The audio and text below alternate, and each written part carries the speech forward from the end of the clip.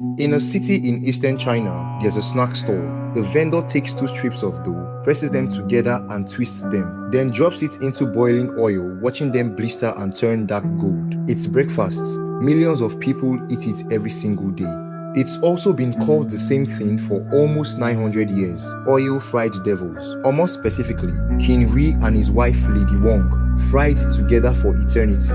There are statues too, 2 of them, kneeling, hands bound behind their backs, heads bowed in shame, on their knees at the tomb of a man they helped murder. For 500 years, visitors have spat on these statues, kicked them, slapped them. Parents bring their children specifically so the next generation knows exactly who to hate. This is the story of how that happened. It's a story about a war hero, a coward in power, and the one woman historians say tipped the entire thing into blood over a plate of oranges. But before we get to the oranges, we need to understand what was at stake, because this isn't really a story about a marriage gone wrong. It's a story about what happens when the people in charge are more afraid of a hero than they are of the enemy. Walk with me as I take you on another journey through the eyes of history. It's the 12th century. China is being turned in half. The Song dynasty has ruled for generations, wealthy, sophisticated, the most advanced civilization on earth at the time. But wealth doesn't stop horsemen. In 1126, an army of Jocheon warriors from the north, the Qin dynasty, smashes through the Song capital of Kaifeng. They don't just conquer it, they humiliate it. The emperor and his father are dragged north in chains as prisoners. The entire royal court scatters south like rats from a burning house. A new emperor, Gaozong, sets up shop south of the Yangtze River. He's not ruling an empire anymore. He's running a refugee government, terrified, surrounded by generals who actually want to fight back and get their homeland and their captured family returned. Therefore, China needs a hero, and China gets one. His name is Yue Fei. He's the kind of general people write legends about, and they did, because his own mother allegedly tattooed 4 characters onto his back with a needle before he left for war. Jin Zhong Bao Gao, meaning serve your country with utmost loyalty. He took it seriously. While other Song armies looted the villages they were supposed to protect, Yue Fei's soldiers didn't dare touch a single grain of rice that wasn't theirs. His soldiers didn't harm the local population of the towns they passed through. Civilians didn't just respect him, they loved him. And on the battlefield, he was a nightmare for the Jin. His army stopped the Jin from advancing south of the Yangtze River, and they defeated the Jin's puppet state in 1135. City after city, he started taking back what the Jin had stolen. He was closing in on Kaifeng itself, the old capital, the place where it all went wrong. For the first time in years, the Song Empire believed it might actually win. But here's the problem, and it's the problem at the center of this entire story. The man Yue Fei wanted to rescue from Jin captivity, the previous emperor, was the current emperor's older brother, the rightful heir. Therefore, every battle Yue Fei won pushed the empire one step closer to victory. But every step closer to victory pushed Emperor Gaozong one step closer to losing his own throne to a rescued relative who actually outranked him. A hero was about to save the empire by destroying the man currently in charge of it.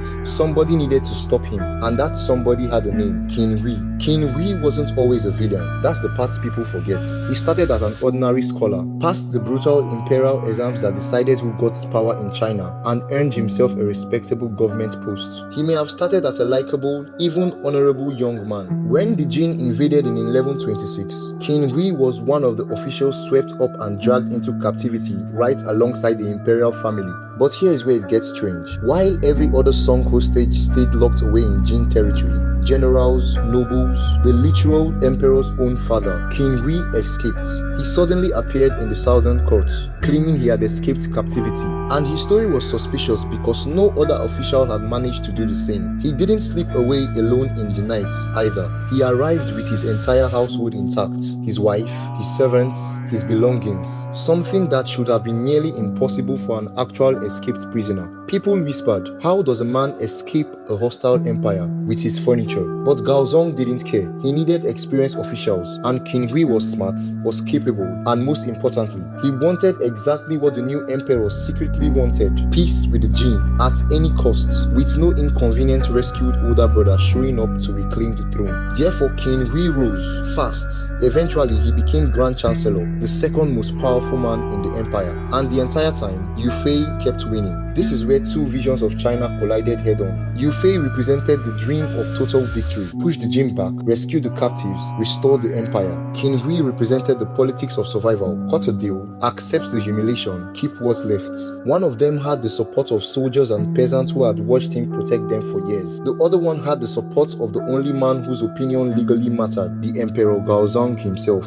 But Qin Hui didn't move against Yue Fei alone, because the final, fatal decision historians and legends both agree on didn't happen in a war room. It happened by a fireplace, with a plate of oranges. Her name was Lady Wang, born into a family that used to matter. Her grandfather had been a chancellor too, decades earlier, but a family that had quietly declined by the time she married Qin Hui. Officially, she was just a chancellor's wife. Unofficially, by every account that survives, she was sharper than her husband and twice as ruthless. By 1141, Qin Hui finally had Yue Fei exactly where he needed him. He was arrested on fabricated treason charges, thrown in prison, interrogated for nearly 2 months straight. The problem was that the charges were fake, and everyone, including the interrogators, knew it. Yue Fei wouldn't confess, not under pressure, not under torture, not under anything, because he hadn't done anything wrong. Therefore, Qin Hui was stuck. He couldn't prove treason that didn't exist, but he also couldn't free Yue Fei, the one man capable of overthrowing the entire peace deal he'd spent years building. Even General Han Shizhong, one of the few men brave enough to challenge him directly, confronted Qin Hui and demanded to know exactly what crime Yue Fei had actually committed. Qin Hui's answer became one of the most infamous lines in Chinese history. Though it isn't sure whether there is something that he did to betray the dynasty, maybe there is. 3 words in Chinese, mo shu yu, maybe there is. It's still used today, 900 years later, as the phrase for a fabricated charge, a crime invented purely because someone in power needed you guilty. But maybe there is wasn't good enough to actually sign an execution. Qin Hui still hesitated. According to the legend, he sat by the eastern window of his home one evening, warming himself by the fire, turning the problem over and over, staring at an orange peel on the table, absently tracing patterns into the rind with his fingernail, frozen, caught between fear of the consequences and a man's actual, undeniable life. That's when Lady Wang spoke. She didn't need long. She looked at her husband and delivered a single sentence that ended the national hero's life.